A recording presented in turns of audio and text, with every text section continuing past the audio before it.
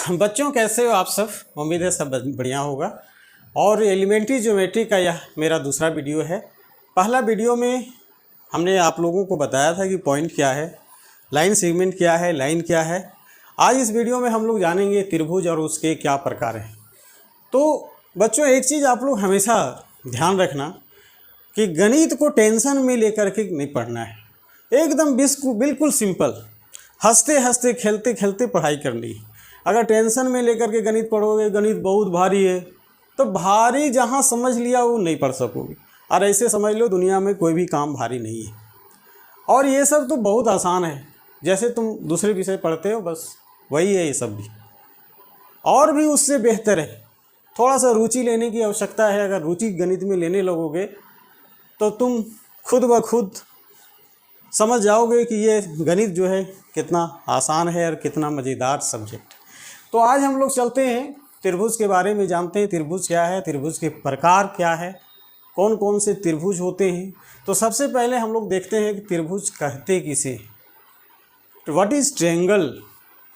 The area bounded by 3 line segment या figure bounded by 3 line segment is called triangle. 3 रेखाखंडों से घिरे क्षेत्रफल को या 3 रेखाखंडों से घिरे बंद आकृति को हम त्रिभुज कहते हैं। जैसे 3 रेखाखंड, मान लीजिए ये हाथ आप देख लीजिए, ठीक है। तो ये 2 रेखाखंड हैं, दोनों को यहाँ पर हम सटा देते हैं और एक यहाँ से यहाँ पर इसको और ज्वाइंट कर देते हैं। तो ये जो 3 रेखाखंड बन रहे हैं, इससे जो घिरी हुई आकृति है, बंद आकृति है, उसी को हम लोग त्रिभुज कहते हैं। जैसे देखिए एक रेखाखंड ये है, एक ये है, एक ये है। अब क्या आप कह सकते हैं कि ये त्रिभुज है? बिल्कुल नहीं कह सकते। 3 रेखाखंड तो है, बट 3 रेखाखंड से ये घिरा हुआ नहीं है, ये बंद आकृति नहीं है, इसको बंद होना है। यानी इसको हम लोग ऐसे लिख सकते हैं, ठीक है। अब ये बंद हो गया, ए बी सी। अब यहाँ पर देखिए 3 रेखाखंडों से घिरी आकृति को हम त्रिभुज कहते हैं। या figure closed by 3 line segments अथवा area bounded by 3 line segments is called a triangle, ठीक है। अब इसमें हम देखते हैं इसका की फैक्ट्स क्या है, इसमें मेन बिंदु क्या है, इसमें है क्या क्या, त्रिभुज में क्या क्या है। परिभाषा तो हम लोग जान लिए कि 3 रेखाखंडों से घिरे क्षेत्रफल को त्रिभुज कहते हैं, बट इसका की फैक्ट्स क्या है, मेन पॉइंट क्या है। तो यहाँ मेन पॉइंट समझिए इसका क्या है। मेन पॉइंट पहला, त्रिभुज में 3 भुजाएं होती है, 3 कोण होते हैं, 3 शीर्ष बिंदु होते हैं, ठीक है। तो 3 भुजाएं, 3 साइड्स, इसमें क्या होता है 3 साइड्स। कौन कौन 3 साइड्स हैं? ए बी, बी सी और ए सी। ए बी, बी सी और ए सी, ये 3 साइड्स हो गया।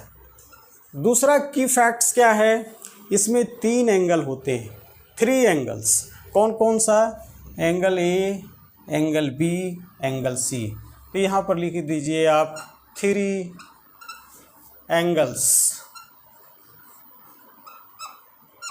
एंगल ए, एंगल बी और एंगल सी, ठीक है। अब इसमें 3 वर्टिसेज भी होते हैं, 3 शीर्ष बिंदु भी होते हैं। तो शीर्ष बिंदु कहते किसको हैं? तो ये जो कॉर्नर है, पहला कॉर्नर, ये दूसरा कॉर्नर, ये तीसरा कॉर्नर, यही जो कॉर्नर पॉइंट है उसी को हम लोग शीर्ष बिंदु कहते हैं, ठीक है। तो 3 वर्टिसेज, 3 वर्टिसेज कौन कौन हो गया? पॉइंट ए, पॉइंट बी और point C. Point A, point B और पॉइंट सी, ये जो 3 पॉइंट हम लोग देख रहे हैं वो 3 वर्टिसेज हैं किसका? ट्रायंगल का। और चौथा की फैक्ट्स जो कि सबसे इम्पॉर्टेंट है, sum of angles of a triangle is 180 degree. त्रिभुज के तीनों कोणों का योग 180 डिग्री होता है। त्रिभुज के तीनों कोणों का योग 180 डिग्री होता है। कहने का मतलब है angle A plus angle B plus angle C is equal to 180 degree.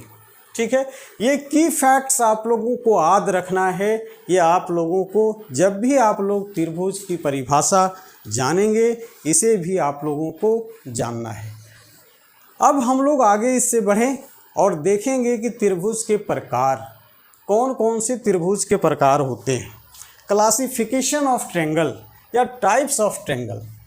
तो यहाँ पर देखिए, त्रिभुज का जो प्रकार होगा वो दो तरह से हम लोग इसको वर्गीकृत करते हैं।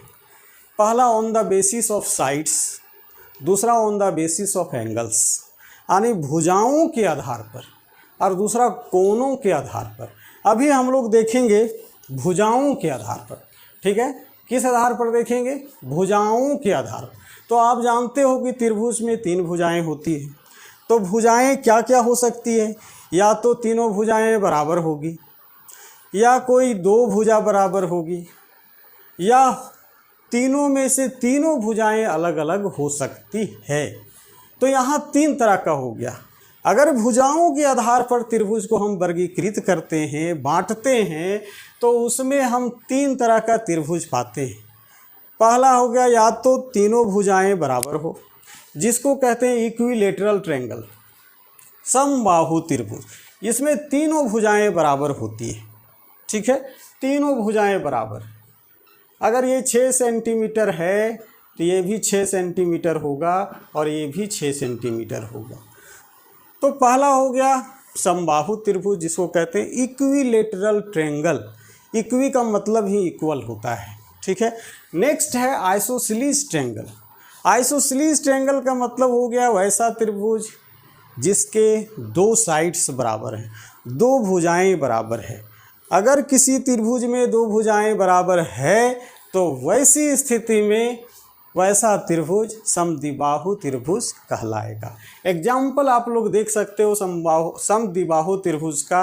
मान लीजिए ये 8 सेंटीमीटर है, ये भी 8 सेंटीमीटर है और ये 6 सेंटीमीटर है। तो ये इस तरह का जो त्रिभुज है वो समद्विबाहु त्रिभुज का उदाहरण है। नेक्स्ट है स्केलिन ट्रायंगल, विषम बाहु। नाम ही है विषम बाहु। बाहु मतलब भुजा, बाहु मतलब भुजा, विषम मतलब जो बराबर नहीं है। यानी वैसा ट्रायंगल जिसकी भुजाएं बराबर नहीं है, या triangle in which all sides are not equal. अगर तीनों में से तीनों भुजाएं अलग अलग नाप की है तो उस तरह की जो त्रिभुज होती है वो विषम बाहु त्रिभुज कहलाती है। ठीक है, उम्मीद है आप लोगों को समझ में आ रहा होगा, और अगर समझ में आ रहा है तो एक लाइक अवश्य कर देना है।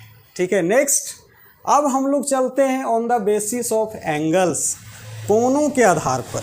ये तो हो गया भुजाओं के आधार पर।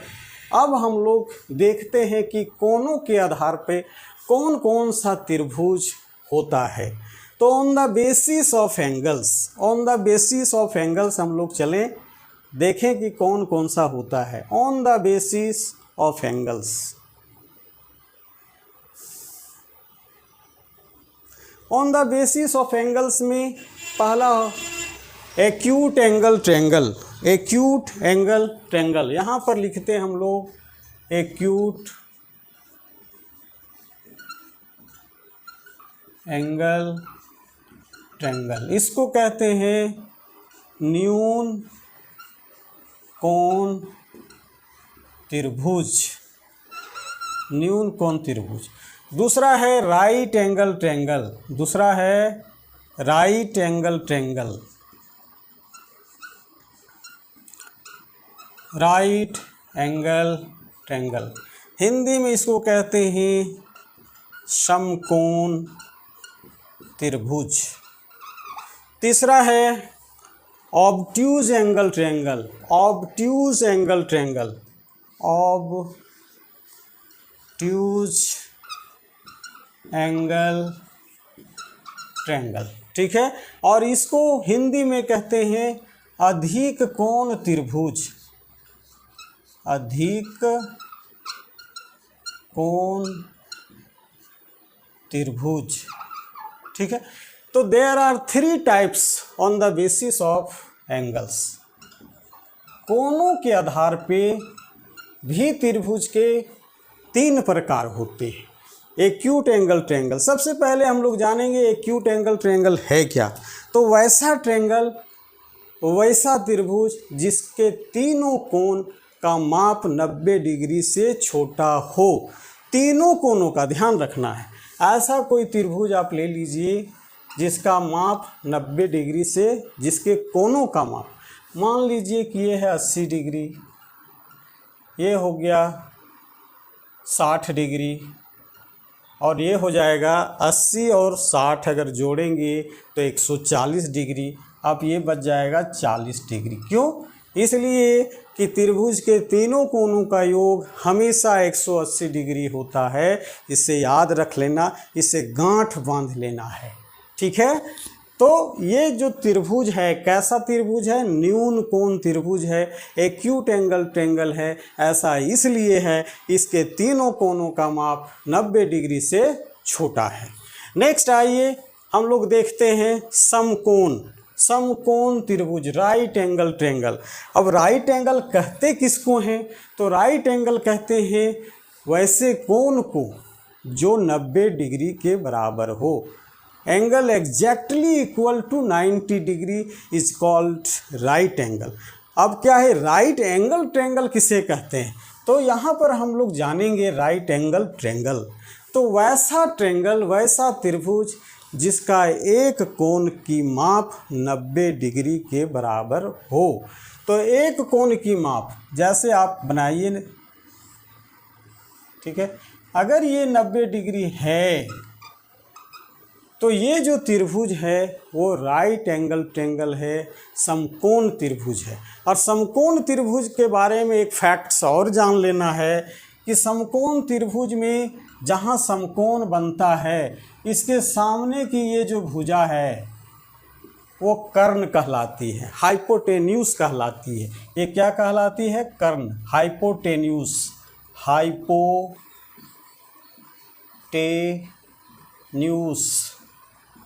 ये हाइपोटेन्यूस कहलाती है। और इसकी विशेषता है कि hypotenuse is the longest side of a right angle triangle. जो हाइपोटेन्यूस होता है वो राइट एंगल ट्रायंगल की सबसे बड़ी भुजा होती है। कर्ण समकोण त्रिभुज की सबसे बड़ी भुजा होती है। नेक्स्ट लास्ट हम लोग देखेंगे ऑब्ट्यूज एंगल ट्रायंगल। सबसे पहले हम लोग जाने कि ये ऑब्ट्यूज एंगल है क्या। ऑब्ट्यूज एंगल कहते किसे हैं?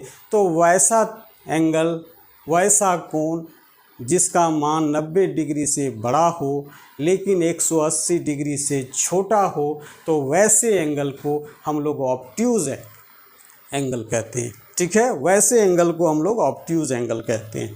अब इसकी परिभाषा हम लोग जाने ऑब्ट्यूज एंगल ट्रायंगल।